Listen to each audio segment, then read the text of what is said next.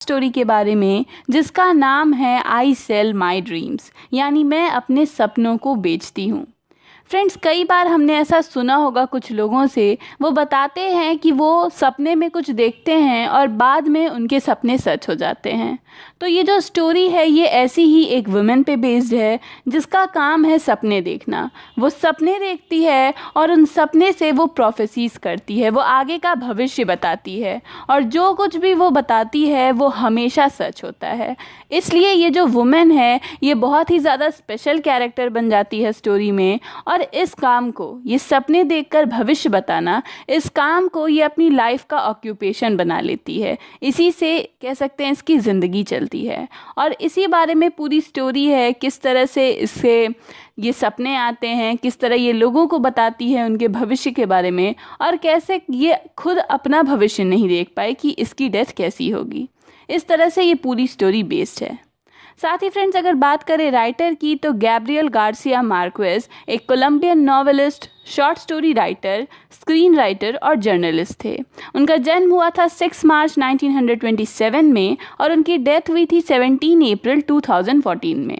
वो गैबो और गेबितो इन दो नामों से भी जाने जाते थे। उन्हें कई अवार्ड्स भी दिए गए हैं, जैसे नोबेल प्राइज़ इन लिटरेचर दिया गया है उन्हें, और साथ ही Neustadt international prize for literature ये भी उन्हें मिल चुका है। उनकी फेमस वर्क्स में the autumn of the patriarch, love in the time of cholera ये सभी शामिल हैं। तो चलिए फ्रेंड्स, आगे बढ़ते हैं और इस स्टोरी को समझने की कोशिश करते हैं। फ्रेंड्स, इस स्टोरी की शुरुआत होती है और हमें बताया जाता है कि जो ऑथर हैं वो एक सनी मॉर्निंग है और हेवेना रिवेरिया नाम के होटल में बैठकर वो ब्रेकफास्ट कर रहे हैं। उसी समय पास के समुद्र में बड़ी बड़ी लहरें उठने लगती हैं। ये लहरें इतनी बड़ी होती हैं कि जो समुद्र और होटल के बीच में रोड है उसे क्रॉस करती हुई होटल से आके जा टकराती हैं। ये होटल जो कि 22 स्टोरी बिल्डिंग है, इस पर इस बड़ी बड़ी लहरों का बड़ा असर होता है। यहाँ जो गाड़ियाँ थी वो पानी में बह जाती हैं, जो लोग बैठे हुए थे होटल में वो वाटर के फोर्स से दूर फेंका जाते हैं और जो खिड़कियाँ थी, जो फर्नीचर्स थे वो टूट जाते हैं। तो हम कह सकते हैं कि एक बहुत बड़ी सुनामी आई इस शहर में और काफ़ी डैमेज किया इसने। लेकिन इन डैमेज के बीच में किसी के मरने की खबर नहीं आई थी, तो लोगों को लगा कि कोई डेथ नहीं हुई है। लेकिन जब उन्होंने मलबा साफ़ करना शुरू किया तो उन्होंने एक गाड़ी को देखा जो कि दीवार से टकरा गई थी। वाटर के फोर्स से वो गाड़ी जो थी वो दीवार से टकरा गई थी और उसमें एक वुमेन की लाश थी। जो ड्राइविंग सीट थी उस पर एक वुमेन की लाश थी और उस गाड़ी का जो कांच था, जो आगे का कांच होता है, वो टूटकर उस वुमेन के चेहरे में धंस गया था। इसलिए उसकी आइडेंटिफिकेशन नहीं हो पा रही थी कि वो वुमेन कौन है। लेकिन काफ़ी पता करने के बाद ये पता चला कि ये वुमेन यहाँ जो पोर्चुगीज़ एम्बेसडर थे उनकी हाउसकीपर थी, उनके घर की देखभाल करती थी।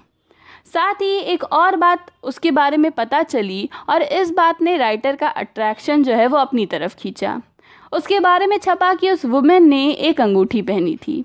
वो अंगूठी जो थी वो सरपेंट के शेप की थी, यानी कह सकते हैं सांप के शेप की थी और उस सांप की ग्रीन एमरल्ड आइज थी। अब इस तरह की जो अंगूठी है राइटर ने पहले भी एक वुमेन को पहने देखी थी। क्योंकि ये बहुत ही यूनिक डिज़ाइन है तो ज़्यादा लोग इस तरह की अंगूठियाँ नहीं पहनते हैं, तो राइटर के मन में ये बात आई कि कहीं ये वो वुमेन तो नहीं है जिसे वो जानते हैं। और इसलिए राइटर जानना चाहते हैं कि आखिर उस औरत ने जिसकी डेथ हुई वो अंगूठी कौन सी फिंगर पे पहनी थी, ताकि वो श्योर हो सकें कि ये डेड वुमेन वही है जिसे वो जानते हैं। अब फ्रेंड्स, यहाँ पर स्टोरी में एक फ्लैशबैक होता है और राइटर जो हैं 34 ईयर्स पहले की बात को सोचने लगते हैं। उस समय वो वियन्ना नाम के एक शहर में थे और वहाँ उनकी मुलाकात एक वुमेन से हुई। ये जो वुमेन थी इसका जन्म हुआ था कोलंबिया में और ये ऑस्ट्रिया अपने पेरेंट्स के साथ आई थी जब ये एक छोटी बच्ची थी। साथ ही हमें बताया जाता है कि इस वुमेन ने कभी भी ऑथर को अपना असली नाम नहीं बताया, तो बाकी लोगों की तरह ऑथर भी इसे फ्राउ फ्रेदा कहकर पुकारने लगे। इस वुमेन का असली नाम कोई नहीं जानता, लेकिन सब इसे फ्राउ फ्रेदा ही कहते थे। और जब राइटर ने इससे पूछा कि आप अपनी लिविंग के लिए क्या करती हैं, आपका जॉब क्या है, तो इसने बताया कि मैं अपने सपने बेचती हूँ। आई सेल माई ड्रीम्स। फिर जब राइटर ने पूछा कि मैं आपकी बात को समझा नहीं, तो उसने एक्सप्लेन करना शुरू किया। उसने बताया कि मैं अपने 7 भाई बहनों में 3rd नंबर पर हूँ और बहुत ही कम उम्र में मुझे पता चल गया था कि मैं जो सपने देखती हूँ वो सच होते हैं। और इस बात को मैंने अपनी फैमिली को भी बताया और ये बात प्रूव भी हुई। मैंने कहा था कि जो मेरा बड़ा भाई है उसे स्वीट से, मिठाई से प्रॉब्लम हो सकती है, वो उसके लिए जानलेवा हो सकती है। और बाद में ऐसा ही हुआ, मेरे भाई की डेथ एक मिठाई के कारण हुई, क्योंकि मिठाई का टुकड़ा जो था वो उसके गले में फंस गया और इस कारण से उसकी डेथ हो गई। तो उसी समय मुझे पता चल गया कि जो मैं सपने देखती हूँ वो एक प्रोफेसीज़ हैं या ओरेकल्स की तरह हैं, भविष्य बताते हैं। और मैंने जान लिया कि मुझे अपनी लिविंग ऐसे ही करनी है। उन्होंने बताया कि ठंड का मौसम चल रहा था जब वो लड़की थी, छोटी थी, और उन्होंने क्या किया, एक रिलीजियस फैमिली में अपने लिए एक नौकरी ढूंढ ली। उस फैमिली में वो रहती थी और वहाँ के जितने भी लोग थे उनका भविष्य बताती थी, सपने देखती थी उनके बारे में और उन्हें उनका भविष्य बताती थी। और इसके बदले में उन्हें उस घर में एक कमरा मिला, 3 समय का खाना मिला और थोड़े पैसे भी मिलते थे। धीरे धीरे इनकी भविष्यवाणी जो सच होने लगी, तो उस घर के लोग इससे इतने ज़्यादा इम्प्रेस हुए कि उन्होंने अपनी प्रॉपर्टी में से थोड़ा हिस्सा इसे दे दिया, इस शर्त पर कि वो उन्हें सपने बताते रहेंगी।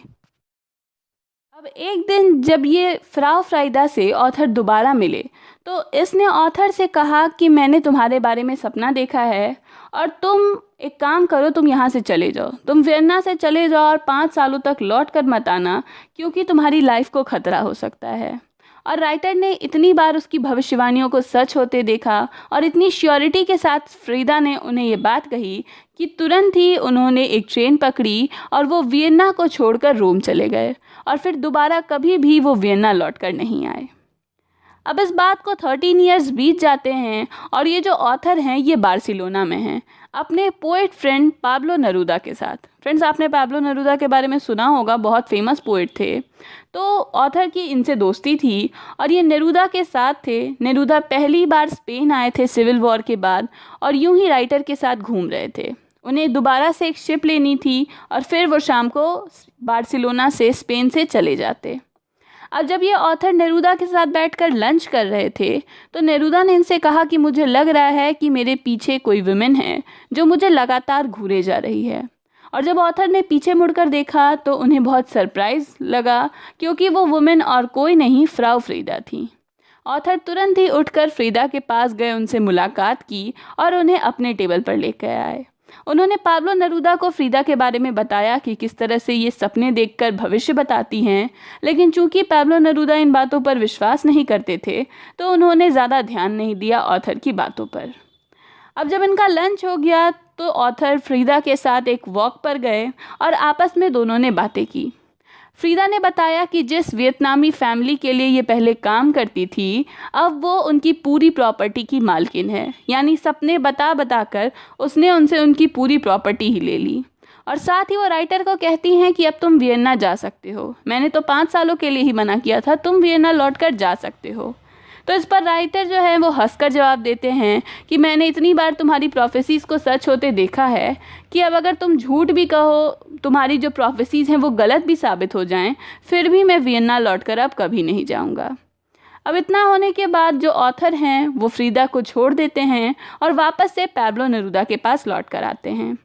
नेरूदा जो हैं वो थोड़ी देर के लिए दोपहर में सोने को रेडी हो रहे हैं और साथ ही वो ऑथर से कंप्लेन करते हैं कि यहाँ का मौसम सही नहीं है।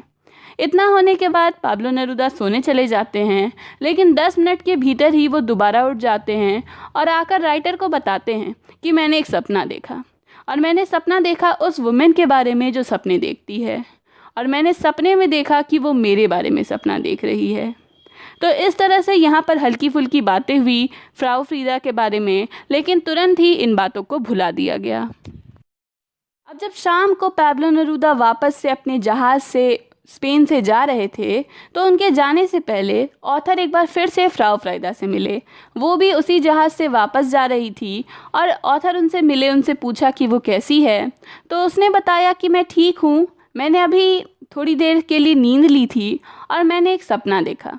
मैंने सपने में देखा कि ये जो पाब्लो नेरूदा हैं आपके दोस्त, ये मेरे बारे में सपना देख रहे थे। और ये बात सुनकर ऑथर के फेस पर कह सकते हैं एक इमोशन आया, थोड़ी उन्हें अजीब सी फीलिंग आई। और ये देखते ही ये जो फ्राउ फ्रीदा हैं वो समझ गई कि ये उनका सपना जो है ये दोबारा से सच हो गया। और इसके बाद फ्राउ फ्रीदा जो थी वो शिप से चली गई और ऑथर से दोबारा उनकी कभी कोई मुलाकात नहीं हुई।